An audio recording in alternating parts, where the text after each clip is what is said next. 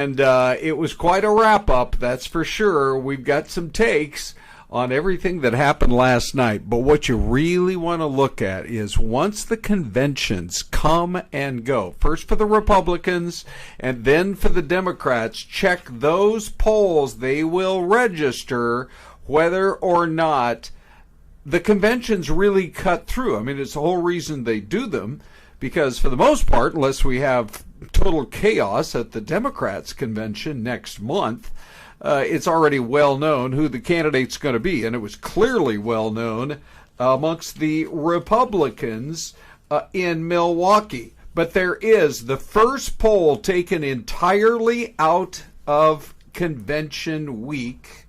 It was specifically taken on Tuesday. That was Nikki Haley and Ron DeSantis night, and then Wednesday, and then last night, Thursday. So the big question, and we're going to answer it for you in just a moment now, is whether it's really good news for Donald Trump or for Joe Biden. It's been a lot of bad headlines for Joe Biden over the last couple of weeks, but he did have something very interesting to say in the last few minutes. We're going to share it with you, and it might just provide some pretty good input as to what his current thinking is. When you hear from him, from the man himself, it's probably going to give you a little bit more clarity in terms of where things stand. So this is Fox 10 Talks. We go on at 10 every morning right after our excellent morning show on Fox 10 TV. I'm Ron Hoon. Desiree Fluellen is going to be hopping in just a minute or two. We thank you for starting your day with us. Some of the other headlines we are watching this morning. There is a lot to understand about this chaos that is going on at our airports this morning. I mean, for the most part, it is some canceled flights and some delayed flights. I mean, but there are certain airports that have full on shut down earlier in the day, and it is definitely more than just a Microsoft update. So what's going on with that? Plus, the new survey is out for 2024. What is America's favorite pizza now? Is it the old standby, or is there something else kind of moving up the ladder? But let's get started here with this brand new poll that just came in, and it's a YouGov CBS poll, which seems to have done a pretty good job over the last, many months in terms of tracking where the race stands. I mean, it was just 2 weeks ago, right at the beginning of July, that a poll came out. I think it was around like July 2nd, 3rd, 4th, in that time frame, and showed the race was still within the margin of error, a 2-point race. Now we are looking at potentially a whole new race. And the number is this: Trump 52, Biden 47. That 5-point margin is one of the largest we have seen so far. By the way, I see Gail Luviano on and joining the chat this morning, and DJ Razor Edge on as well. If you would like to join us, you can catch us on Fox Local, on fox10phoenix.com, or on our YouTube channel, on the Fox 10 Phoenix YouTube channel. We are live on all of those platforms. But all right, so let's get into it a little bit. The last poll showed a 2-point spread. Now it's a 5-point spread. Donald Trump up and outside the margin of error. Now, getting a bounce coming out of convention is certainly expected. I mean, to the tune of 2 points, maybe 3 points. Let's face it, it has been, over the course of this last week, when we talked last Friday about politics, who could have predicted everything that has unfolded since then? With the shooting in Butler, Pennsylvania, back on Saturday, the beginning of the convention on Monday, and everything that transpired there in Milwaukee. And, they're going to be in the process of kind of tearing things down there at the Fiserv Forum, but a lot to talk about regarding all of that. The this particular poll, though, as I say, has gone from 2 points to 5 points, and a lot of the national polls, even though the focus is on Wisconsin, Pennsylvania, looks like Ohio is leaning red. Michigan appears to be about a 1 to 2 point race right now. So those are all key battlegrounds. Florida appears to be trending red. The campaign for President Trump says they feel like some other states that are traditionally blue states, for example, like Virginia, possibly even New York, might be in play for them. And that's part of what's kind of setting off the alarm bells within the hierarchy of the Democratic Party. But right now it feels like there's a kind of a tug of war between Joe Biden and his campaign staff and his White House staff and Nancy Pelosi, who apparently has made no bones about the fact that, according to many, many reports, that she wants Biden out. She wants somebody else in. Another development today, AOC coming out and saying there are plenty of Democrats who don't want either Joe Biden or Kamala Harris.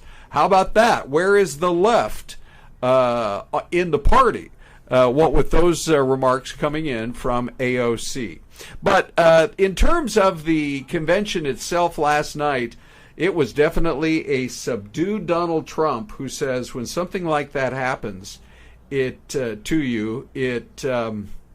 definitely strengthens your belief in God and the fact that he felt like that God was right there protecting him over the course of those fateful moments. Let's see. Let me just real quick mention here Samuel McGuire is on this morning as well. Hi, Samuel.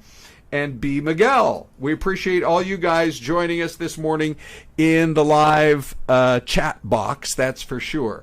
But it was really two speeches last night from Donald Trump. It started, now this is interesting too, because just in terms of the loudest applause of the night, clearly when Donald Trump took the stage, that was big applause. But when Hulk Hogan ripped the shirt off, that was some pretty big applause as well. And he got the crowd so riled up this morning. A lot of folks are still talking about that highlight. Hey, by the way, everybody, let's go to the Desiree cam now. Here Hi. she is. Good morning. Good morning. Good. How's it going? What's in your cup? Water. Okay. Exciting. With a little bit of ice, hopefully. Oh, a ton of ice. Yes, okay, right. I'm fill it all the way with ice. Okay, good and for then you. put water in type of person. Right. So, yep, lots of ice. Excellent. Gotta hydrate. Okay. So we have Des in here. Let's get back to talking about Hulk Hogan. I mean, the pre-speech portion of the night just rocked. I mean, Kid Rock, he had the crowd going. Yep. This moment from Hulk Hogan, certainly people still talking about that. I mean, what better hype guy? Right? The Hulk Hogan. Yes. And I said, I said, well, let's check his age. And you went and looked it up, and it's like, wow, he's 70. And he is in great shape. He's in great shape. Mm-hmm. He's in really good shape. I can only hope, because I still go to the gym almost every day, that I can be in that good a shape at the age I know. of I think 70, I said right? on the show this morning, I think this is the first time we've seen a Hulk Hogan ripped shirt moment without a bare chest underneath, because that's usually what we're getting. Yeah. Well, so it's interesting because over the course of last night, right up until President Trump took the stage, it was rocking. And then he took the stage, and boy, was there a different tone. And you could just tell that he is emotionally still dealing with everything that he went through on Saturday. He's even said, it's so painful, you're only going to ever hear me talk about it this one time.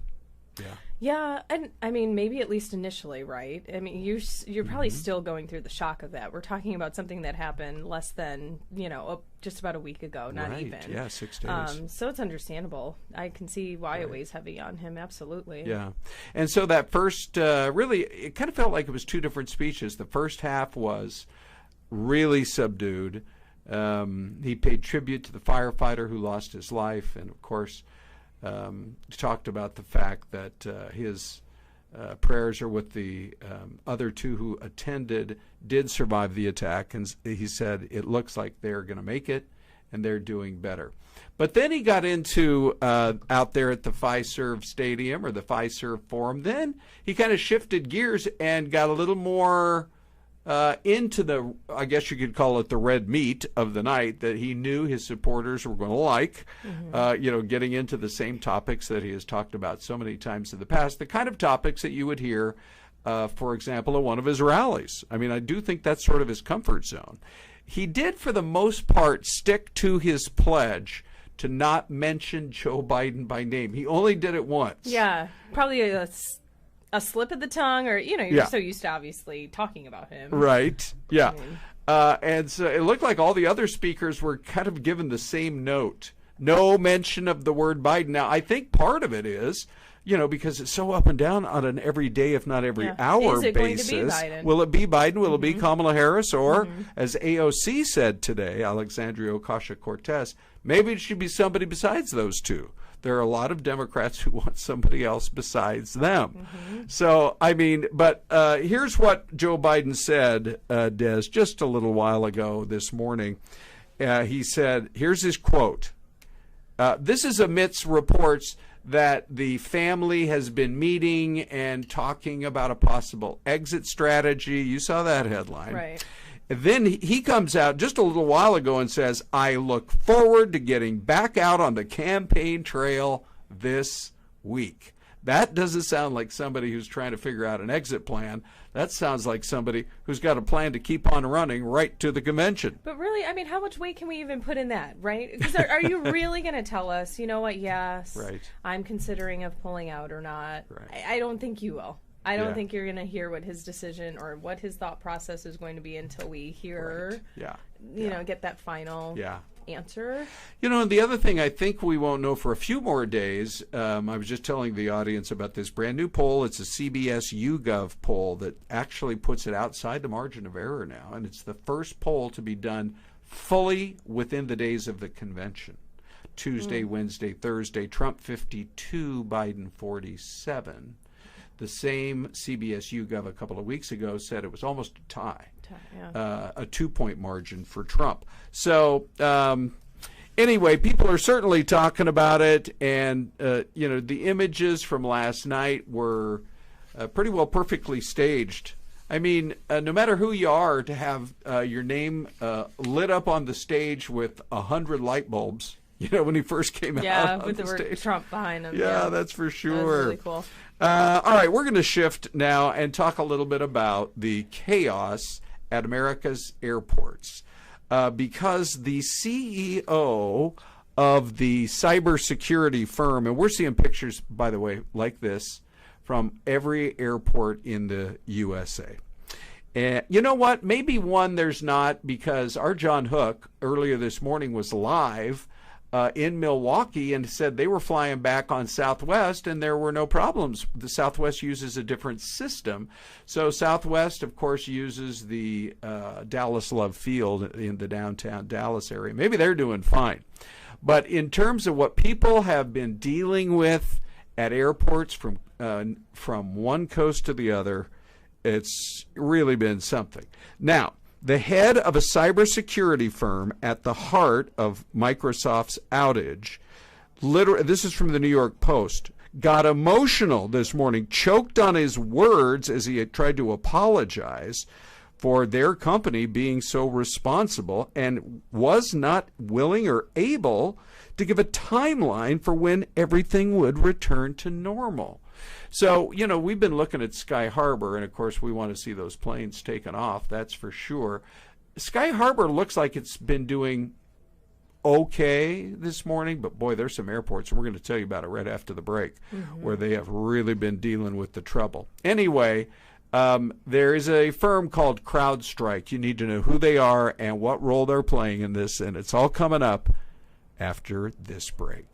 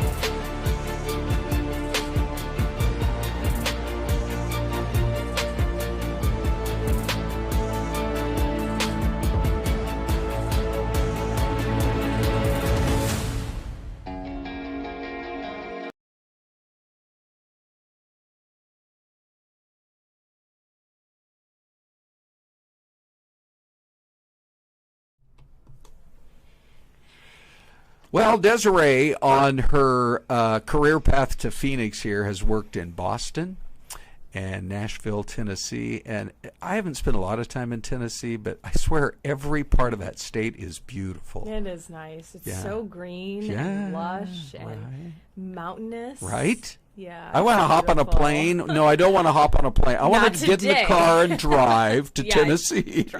This is Crossville, Tennessee, and a beautiful little golf course they have there at just a little spot there up in the hills that That's nice. has really proved to be very popular for people. It's about in between Nashville and Knoxville, Uh-huh. but a little closer to Knoxville there. Yeah. When you were working in Nashville, did you ever go over to Knoxville?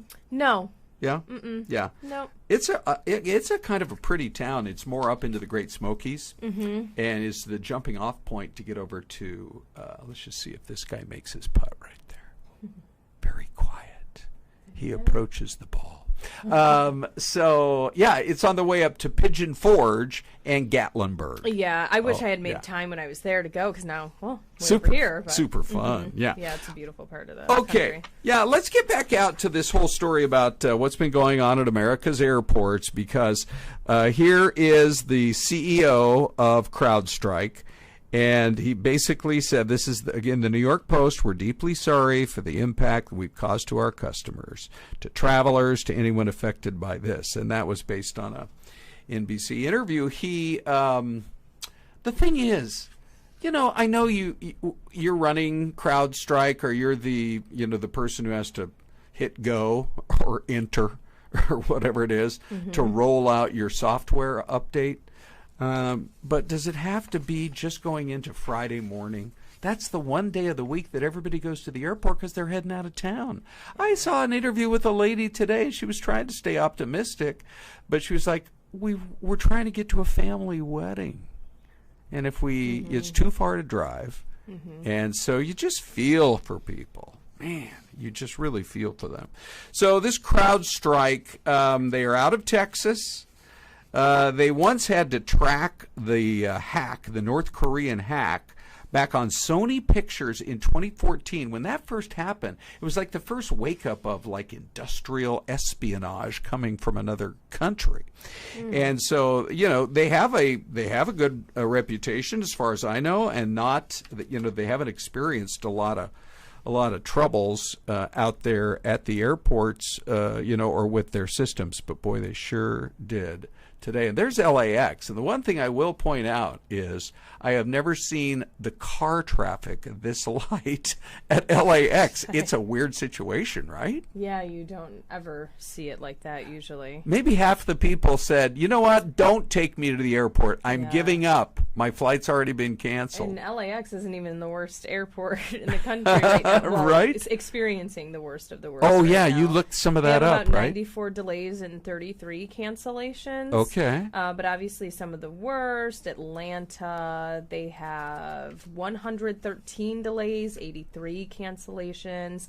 Miami International Airport, 78 delays, 16 cancellations. So, yeah. Well, yeah, it's funny, but it's not funny, but it's just some of the biggest airports are the ones that are getting hit the worst. And by the way, these are Delta airports. Delta seems to have really been struggling with all of this. The New York airports, especially JFK, a big hub for them. And, of course, Atlanta is their biggest hub, and it's been a lot of problems for there. So we want to talk just a little bit about... we all have to stay cool, and we're going to be talking about that in about 2 minutes, because a little bit of ice was delivered today, and we had zoo animals very happy. But before we do that, just in terms of the kind of the heat and everything we've been dealing with, for the second day in a row, Des, we've had a big rig catch fire, and I mean that thing is pumping out the smoke, the bright orange flames, and this is right on the I-10 at about baseline, so pretty close to where you connect to the Superstition, the US 60. And then the other day it was the FedEx truck that experienced this. Right. So that was out in the is. West Valley. Is there a correlation directly to our heat? You know, these types of vehicles? I wonder. Celeste told a story last week about being on an airplane and the pilot coming on and saying, we can't take off right now because we have a sensor. It's so hot Overheated. We have a sensor that is telling us the plane's on fire. It's not on fire, but we got to get this figured out. So when the temps are this extreme, you know, when an engine starts to overheat, who knows? It does actually look like it was focused on the cab of the truck. But then when the fire began, it swept all the way downward. Oh, and by the way, that's another part of this global chaos story today. FedEx came out and said they're having all kinds of problems trying to get packages with their systems. I bet. Banks were impacted, Yes, hospitals, right. like many outpatient centers, Banner here, outpatient centers affected. Right. There were even Schools. stores overseas that people couldn't use their cards to pay for stuff. They're like, you expect me to have cash? But it's digital, right? What's cash? Right. Goodness, we're gonna have to go back to those arcade days. Yeah, for sure. All right. Anyway, the zoo animals, they got some treats with the snow, and when you can make a rhinoceros happy, I mean, you got to do what you can to cool them off. I have no idea when you got all that skin on you, how hot it really is. But boy, they're doing a great job out there at the Phoenix Zoo. They've been delivering the ice and the snow for the last couple of days. And, you know, I mean, we have one more, it looks like one more hot stretch in us. And let's talk just briefly about where we stand with our weather. I love this shot because the camera is all the way downtown by the Footprint Center, but you're actually looking all the way up toward Midtown and all those buildings up there. And it's almost like you can see the heat wafting through. We're heading to 116 tomorrow. Yeah. You know, and we were trying to get a commitment out of Ty. That's it. Let's put the kibosh on any more 116s after tomorrow. And he wasn't buying it. No. But the good news is on Sunday, it's a real good chance that we're going to see some rain. 50% chance. That's really good. We need it. Yeah. We'll cross our fingers for that. Yeah, we do. Have you tried anything lately just to try to stay cool or keep the kids cool? Maybe you're not going out as much? We're not going out as much. Right. No, definitely not from, early afternoon to evening, Yes, really. right. And then when I'm here, David has the kids, so they get in the pool in the morning. Oh, okay. But even the pool, as you know, I mean, that's as warm as bath water right Yes. now. Yeah, it really is. And I never understood that before moving here. People would say, oh, it's too hot to swim. Right. I'm like, what? That makes no sense. Yeah. Now I get it. Yeah, no kidding. The water's just too warm. So there are plenty of ways in other parts of the world, because let's face it, it's been kind of hot in various locales, where they're doing their best to stay cool, including, let's go to Vienna, Austria. This looks like a hot tub, which who would want to be in a hot tub in this weather? But you know what that is? That is a full-on ice bath. I wonder how much ice is in each Ooh, that's a good question. pool. Yeah, but you know what they said? They were going to chill the water to 39 Is it degrees. 39? 39. Yeah, that's cold. Yeah. Reminds you of a polar plunge. Yes, Those right? are even colder. Yeah. Now, the house where I'm living now, we don't have a pool. But in our last house, we did, and I was too cheap to ever run the heater. And besides, you don't need it in the summertime. No. And in the winter, though, it would get so cold. I would go out there in the winter and jump in, and I'd be like, "Brr." I'm sure it was probably 55 degrees. Yeah, you or can ice something. bath in the pool. Here in the winter, at least. Right. That's a plus. But we got to give a shout out to those hardy Viennese people. Beautiful city on the other side of the world. They're the capital of Austria. But they had to stay in the pool, 39-degree weather or water, for 2 minutes. 2 minutes. You couldn't just hop in and hop out, Yeah. right? Yeah. Could So- you do it? For 2 minutes, I don't think so. No? I think I could do it for, I think I could go that cold for a hop in and a hop out. Mm-hmm. But after a while, I think I would start to lose consciousness. You just go numb. Yeah. You Right? don't feel anything. Oh, my gosh. All right, so it was a big fundraiser, by the way, for the Austrian Paralympic team. And that was their goal, and 300 people were there to set a new world record. All right, so a couple more stories just to get to real quick. We have these robots. They're trying to make them look more lifelike. I hope we don't look like that. I know. And so what they're trying to do is get them to grow human skin cells and then make them create the shape of a face. The whole goal is to not just make them look lifelike, but to literally make them more lifelike to be tested on, and testing drugs and cosmetics, because they're not fully real, but it feels like we're getting closer. I don't know. I know. Where are we going? Where are we going? I'm all for science, but yeah, some of it's a little odd. A little right? creepy. Right. Yeah, All right, let's go to our happy place and talk pizza. So the new 2024 survey is out, and it shows that pepperoni still reigns supreme. 67% said that was their favorite. Top three then included sausage and bacon. And it's great that we do these surveys, but and by the way, anchovies. I don't even look for anchovies on a menu. Oh, but never. I just think about some of the other toppings that are out there. Like I like a good ham and pineapple. Okay, what is your perfect pizza? I like to go to Mod Pizza, where you go through the line and just add almost everything they got, like 14 different items. Okay, so there's no limit at Mod Pizza. That's good to know. Right? They probably are giving me the evil eye. But anyway, dig your pepperoni, everybody. Let's go. We just got a minute or so left. Let's go to the mystery cam and take a look right here. Oh, this is interesting. Dean Fazzini has really been winning the week with some shots of places that we have not been able to guess. That is a stately old church there to the left, and I swear those buildings to the right look a little bit more like New England. So I'm going to go Vermont. What do you think? By the way, yesterday you were way closer. Closer, but I don't know. Somewhere in Maine? Okay. We're both going New England, and here comes, let's go to the Des Cam. Oh my goodness, goodness, your this answer. is embarrassing. Okay. Oh, great. As far away as close possible. To my hometown. Oh, really? It's Utica, New York. Is that right? Yeah. Okay. All right. Show the audience right, All right, there. look at Utica, New Utica. York. And ladies and gentlemen, if you ever go, that's what it looks like. Wow, that's a really beautiful church. Yeah, in no Utica. kidding. Utica, Oh. Schenectady. Yeah. Some of those towns in upstate New York. But there's nothing like Buffalo, Dez's hometown. Yeah, I know. Anyway, that's a nice shot for sure. I think we should probably wrap things up, Des. What do you think? Yeah, let's do it. Okay, let's do it. By the way, Friday. if you want to communicate with us, Mystery Cam, that's the way to do it. Fox 10 Talks at fox.com. Des.